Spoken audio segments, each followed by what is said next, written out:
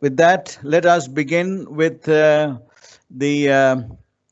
series and how ISO standard can help companies comply, audit, verify, and, like I said earlier, access new markets through perhaps certification and independent assessments and so on.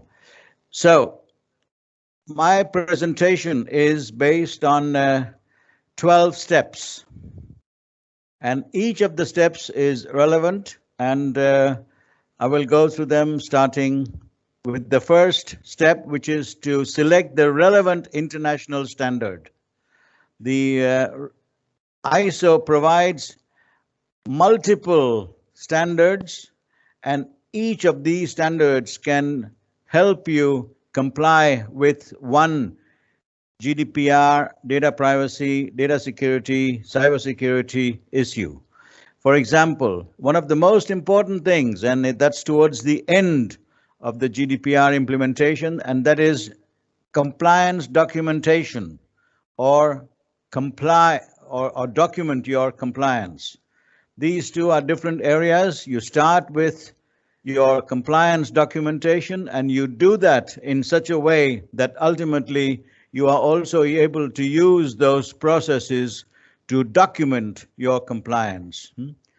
And these are related to the articles mentioned in this slide, which is Article 5, 24, 30, 32, 33, 35, and 42.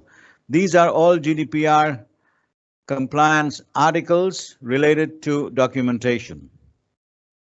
Now, as we all know, GDPR, data privacy, data protection, IT, and cybersecurity issues all are related to each other, and it's all about risk management. You have to focus on the risks, and based on the risks that are applicable to your particular organization, you have to scope the GDPR implementation. Now, risk management is stated in Articles 5, 24, 25, and 32. And therefore, you can use one of these three or all of these three, depending on the size, depending on the maturity, depending on the discipline, depending on the compliance requirements, and so on, how you will scope the risk management components. Now, you have to figure out different measures on how you're going to comply. And here again, ISO provides us with three different standards.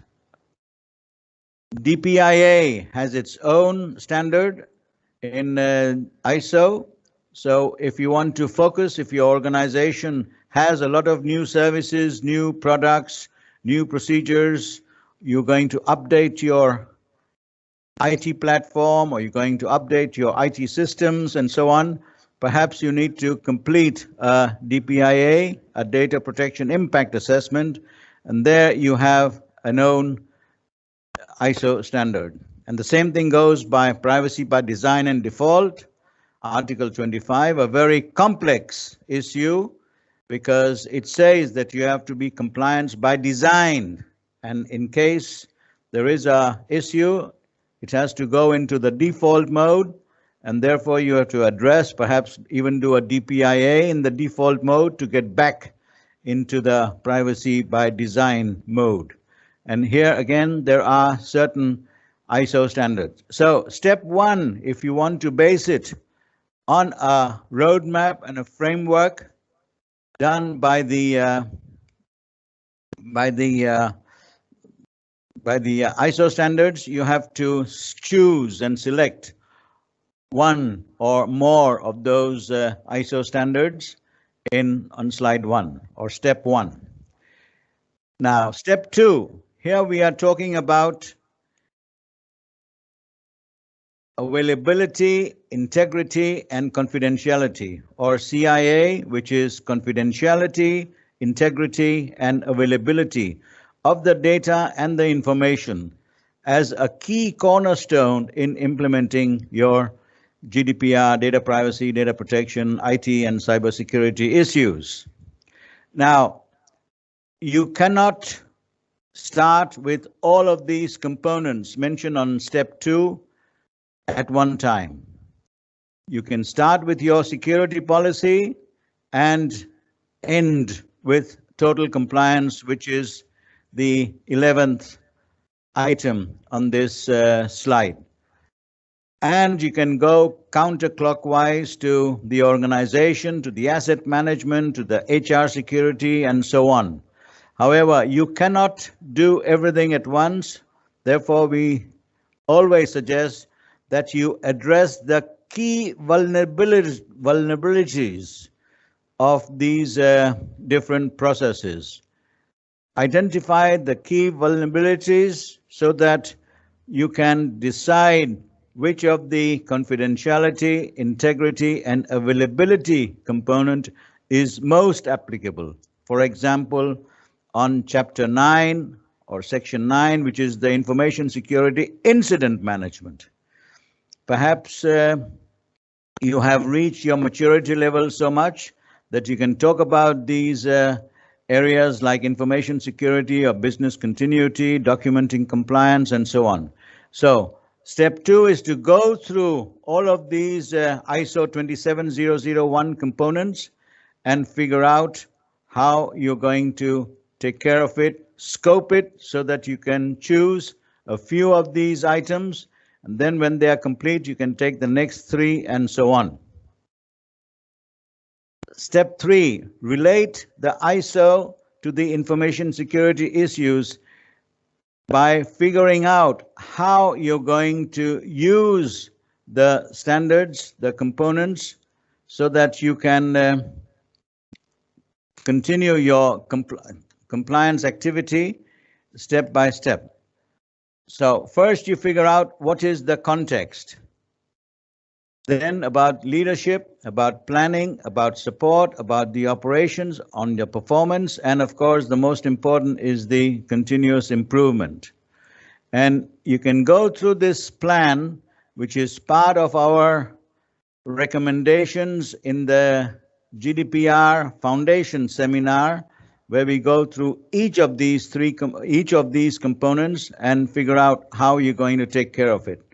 For example, the context. You have to identify the stakeholders, and when you have done that, you can do some scoping, and when you have finished with the scoping, you can put it all in a template so that you have a structure on how you're going to do it, how you're going to address the context issue regarding the scope and the expectations, the needs, understanding, and so on. Leadership. You need a project organization with a leader, with the commitment, with the stakeholder responsibilities, roles, responsibilities, and so on. And all of that you can put it in policies and procedures and then structure it according to a hierarchy so that it addresses the vulnerabilities based on the requirements that you have. You have to plan your activities, you have to address the risk, you have to have some information security plans, and you can even use the good old heat map and place all of your risks in that heat map and address them accordingly. And always remember that you must use the components in the heat map. Just not concentrate on the red ones, but also use the yellow and the green ones, because there is a tendency of the yellow and green risk to move towards the red area if they are not taken care of. You need to have some support. You have to figure out the operational components. You have to figure out the GDPR principles and so on. And then ultimately assess your performance and figure out how you can do continuous improvement, for example, with some change management procedures and so on. So this slide covers probably the key components, the major areas in relation to GDPR compliance. When you have done that, you can then start to scope the GDPR compliance into these 10 steps, which is the scope of the GDPR implementation, of course, based on the risk, based on how you scoped it, and so on. First, you need to figure out the assurance, which ISO certification schemes or assurance on information management and security risk are you going to consider. Remember, GDPR is not just about personal data, but it's also about IT security, cybersecurity, protecting your information assets, protecting all of your customer information, and any information that is available either in your databases or on piece of paper and so on. So you need to figure out how you can collect all of these in the right databases and so on. Controls and security framework we talked about earlier, and this is what ISO is about because it provides you with an excellent framework so that you always know how you're going to take care of these issues so that you have the adequate technical and organizational controls.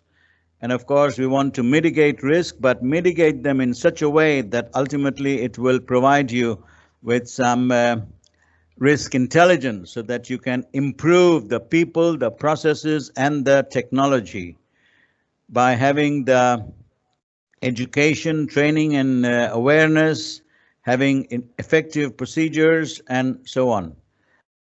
Profitability is the most important. If we do not make any profit, it's not going to help much.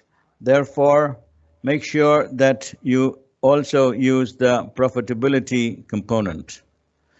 Risk assessment, it's all about risk. Identify the threats and the vulnerabilities so that you can protect your information assets and have a structured plan on how you're going to protect the data that you have, because this is what it's all about. So we need to conduct regular risk assessments that identify these vulnerabilities. Continuous improvement, as we talked about, change management and so on, but information security management systems must be regularly monitored, updated, reviewed, so that they reduce the risk and improve the performance. And finally, the last two, testing, audits, and certification, so that you can carry out independent assessments, independent audits. It can be internal or external audit. Later during this seminar, we will be talking about the ISO 27701 and 2, that is the right component for the auditing and certification areas, which are the final steps. Step 5. Now that we are focusing on the ISO 27001, at least in this particular presentation, you need to make sure that each of the GDPR articles are addressed in the by using the ISO component. ISO 27001 does not take care of all of the areas.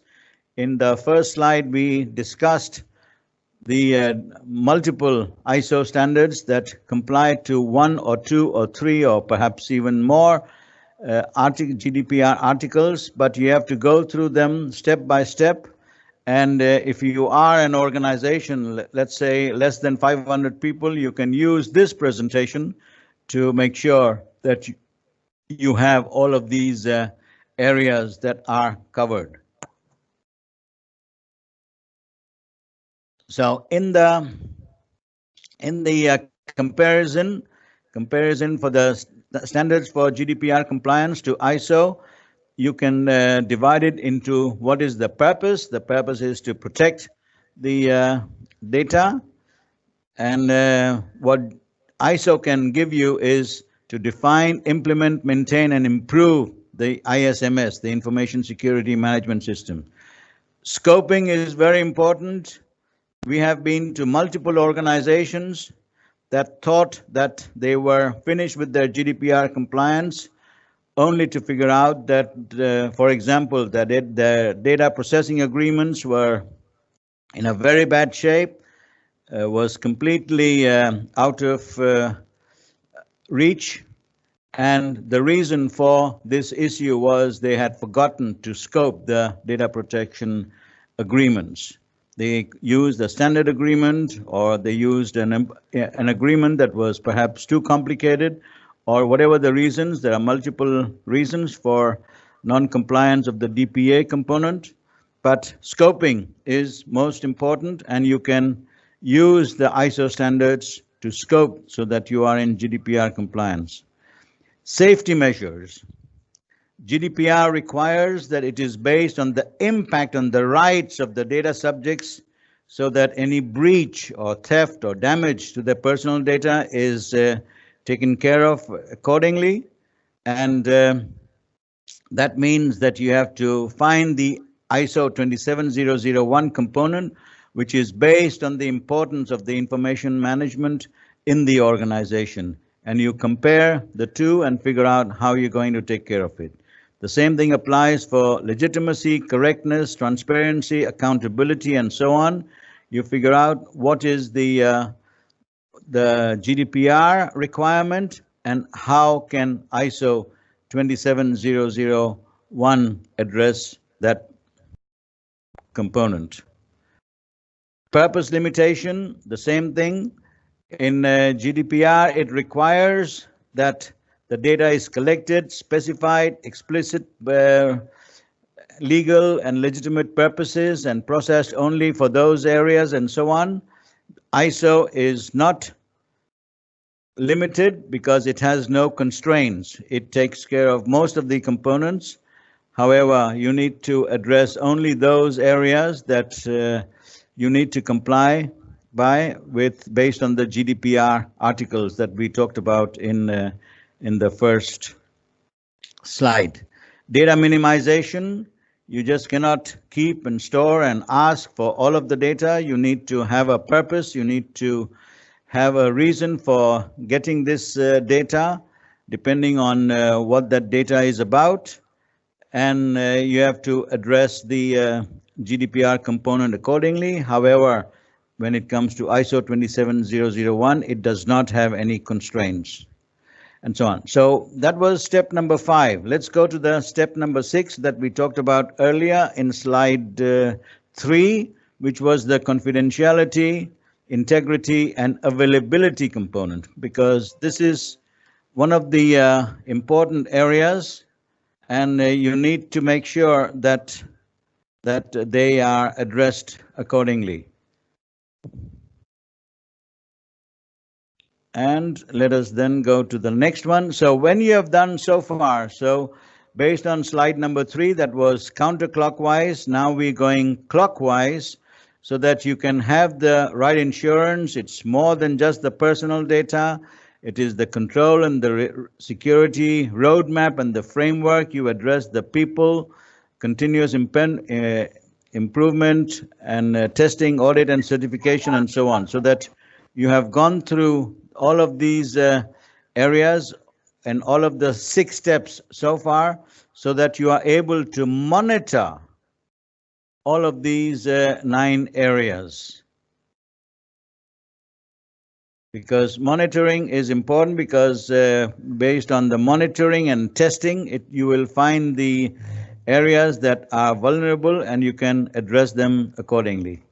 You can also continue your monitoring with this exercise, which is the plan, do, act, and improve areas of it is the regular components of the ISMS, Information Security Systems Management Framework. But here we focus on the ISO 27001 areas that we have talked about in the first 6 steps. You identify all of the interested parties, who they are. Is it departments? Is it people? Is it customers? Is it accounts payable? Is it accounts, even treasury department could be GDPR compliant required. So based on the identification of the interested parties, you go through this exercise where you establish the information systems management components. You find out what are the operational components that was there in slide number 4 and 5. You review and you monitor the ISMS components, which was in step number 6, the last one, and you figure out how you're going to maintain and document compliance so that you can act and improve the information management systems in your regular monitoring and operational cycles, so that ultimately all of the stakeholders, they are happy in a manner that you can say that you have complied with the GDPR. The same thing goes for the last slide was more on the organizational components. This slide is more on the technical areas. And here again, you use the same system of the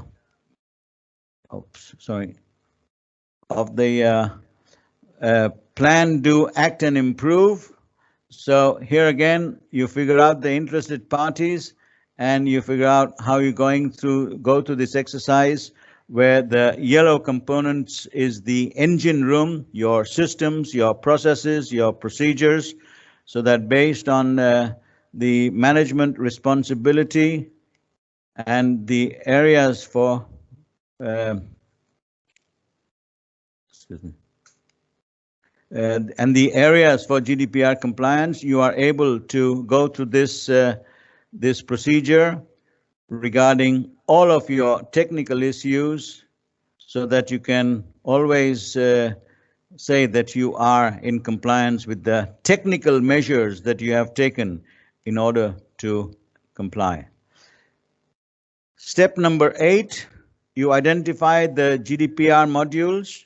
For example, the DPIA, for example, the privacy by design and default, for example, the risk, for example, the document compliance, and so on.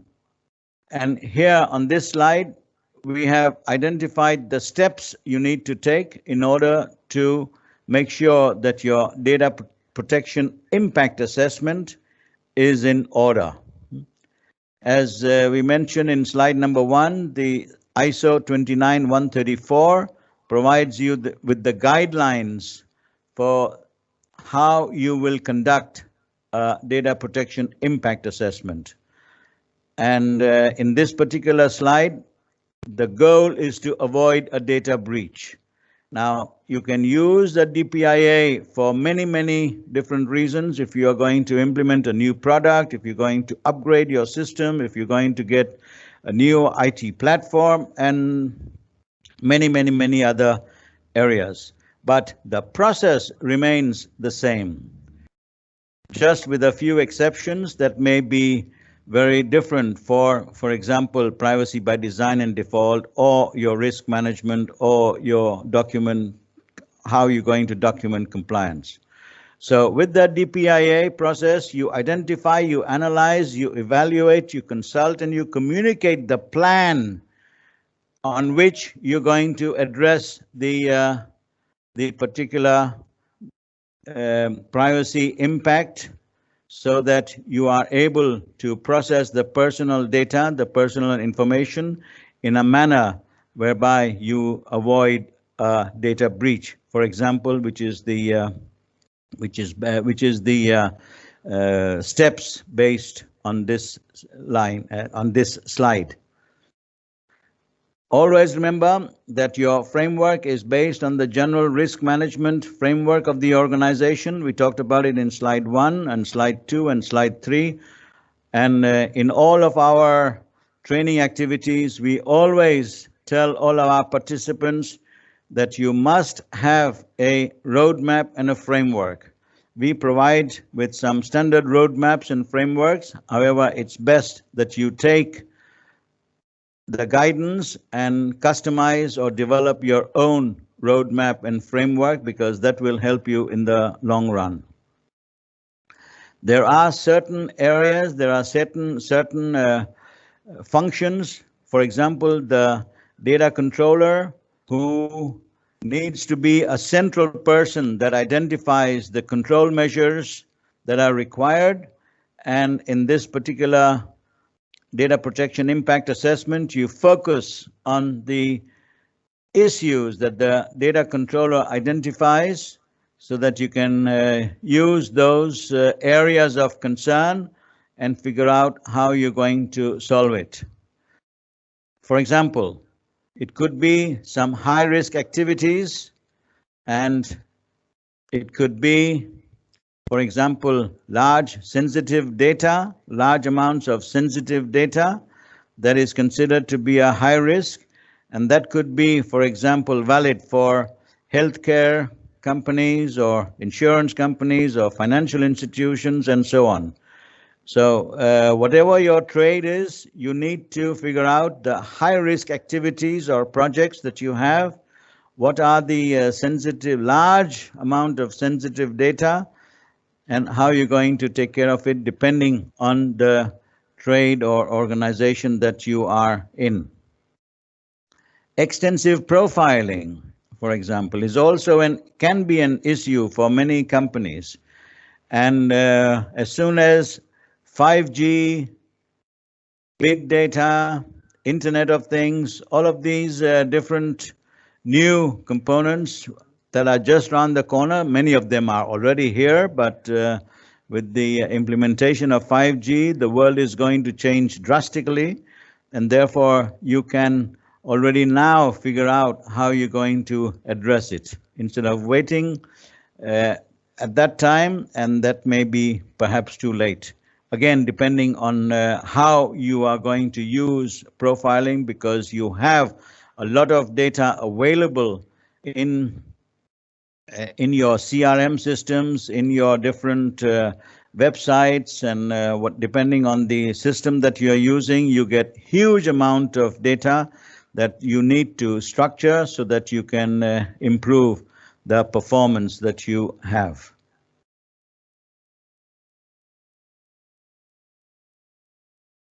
Then you need step 9, you base it on, just need to do something. No, I don't know.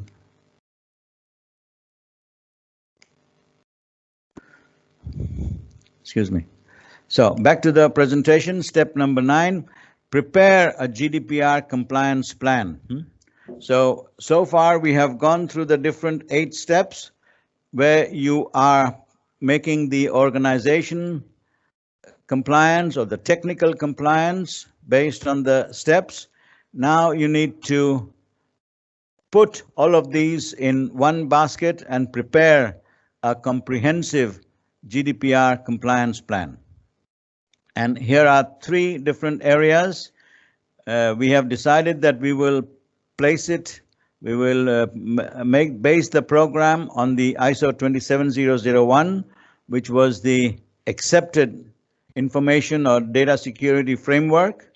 We will also use ROPA, the record of all of your processing activities, ROPA, record of processing activities, as a live management tool, so that you use this ROPA to figure out what are your processing activities, whether they are performed on time, whether there were any breaches, whether there were any mistakes, whether any of the tests failed, and you act accordingly so that your ROPA is a live management tools that provides you with a lot of risk intelligence that you can use.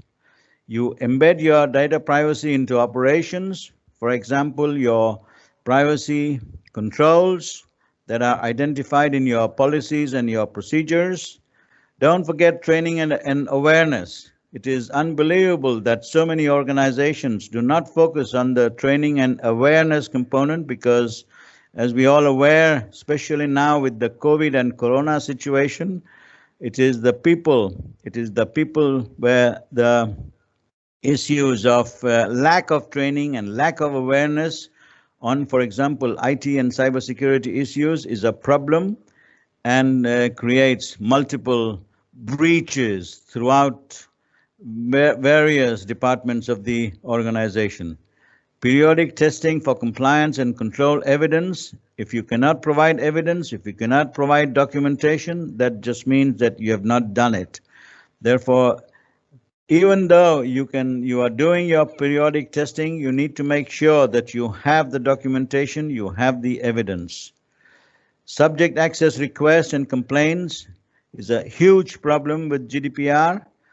The oversight authorities all over Europe have 400,000. This is the figure about a couple of months ago. So I don't know the latest, but even 400,000 just divided into 28 different oversight authorities is a lot of complaints. So people are complaining, and of course the oversight authorities is not able to address each of the 400,000 complaints, because in many countries the oversight authorities only consist of a few people. However, somehow they have to address it. You have your data privacy impact, your data privacy incident, your data privacy breach management plan. And you use that so that you are embedding, integrating, perhaps even automating all of your data privacy into the operations or into the systems. And then the third component is the DPIA, the Data Privacy Impact Assessment. We talked about it in detail in the earlier slide, so we won't go into more of it, except highlight that third-party risks are important. Sub-processors, data exporters, data transfers, all of these areas that involve the third party, you have to address all of these steps we have talked about in a way that you can say that the third party are just as much in compliance as the rest of the organization. Step number 10. Identify the data, IT, and cybersecurity challenges. You can identify a number of challenges that you have when you can conduct your cybersecurity risk analysis. And based on the cybersecurity risk analysis, you identify the number of challenges that you have. You involve your C-level officers, all of those that are responsible, all of them that are accountable. It could be the CISO, it could be the CTO, it could be the compliance officer, it could be the DPO. There are many names, there are many functions, and all of these C-level officers can identify some of the cybersecurity issues, because in this step, we're going to identify the data, IT, and cybersecurity challenges. We went through the ISO 27001 steps, and you figure out how each one of these steps can help you comply with your GDPR components. You need to perform the tests. You can perform, for example, penetration testing for your technical controls. You manage your cybersecurity incidents, and based on the performance of all of these challenges, you figure out how are you going to reinforce the data, the cybersecurity challenges, and transfer them into the controls so that you can say that you are compliant at all times. Step number 11. We have only 12 steps, so this is the second last step. You create, based on all of the information that you've got so far, you create the privacy policy. And here again, it is based on ISO 27001 and based on the information security objectives that you have. How are you going to provide access to employees, to third parties, and so on? How are you going to protect the confidentiality, availability, and integrity of your information assets? We talked about that in a couple of slides earlier as well. And implement the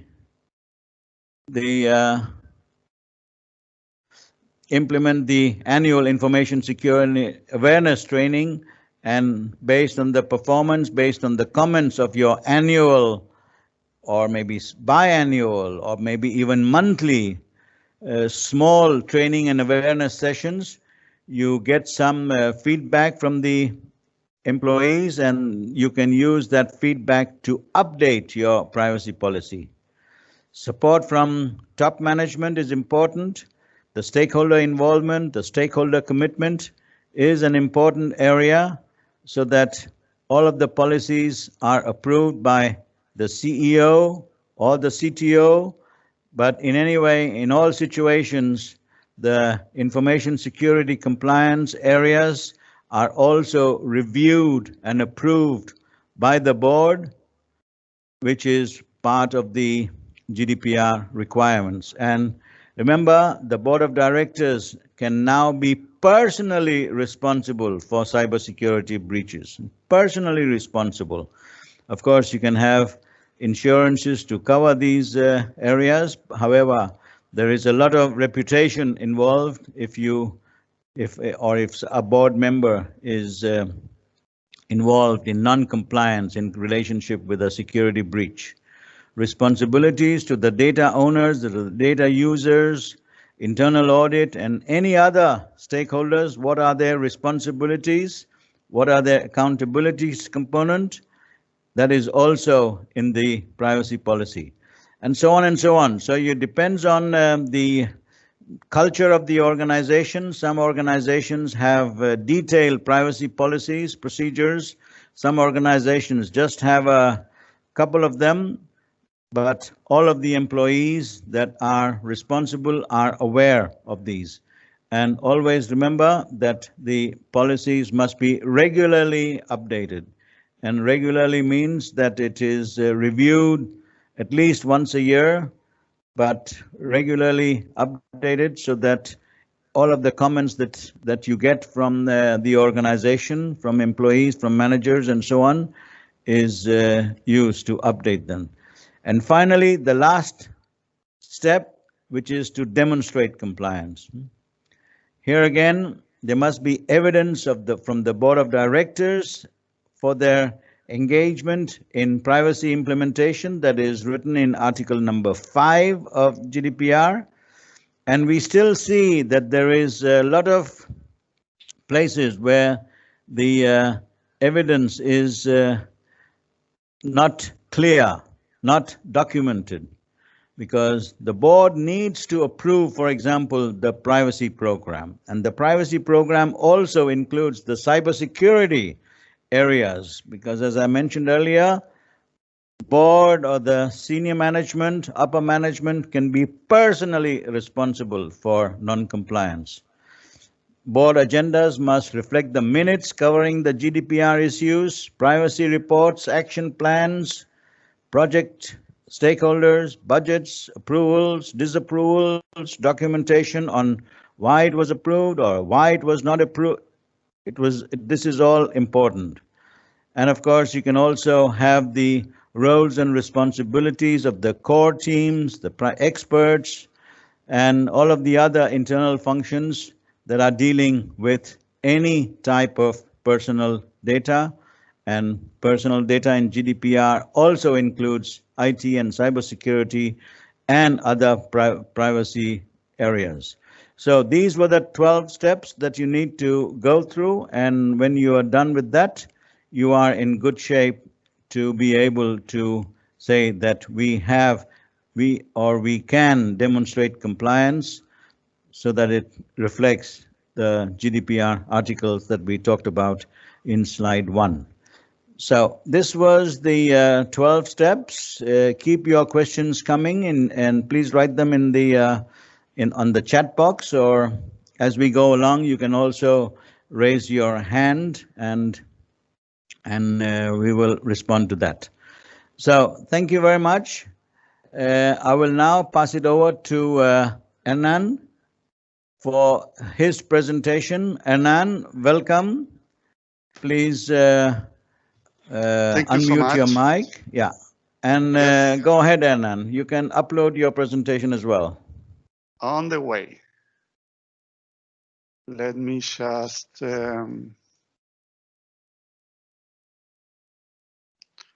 I think that I need to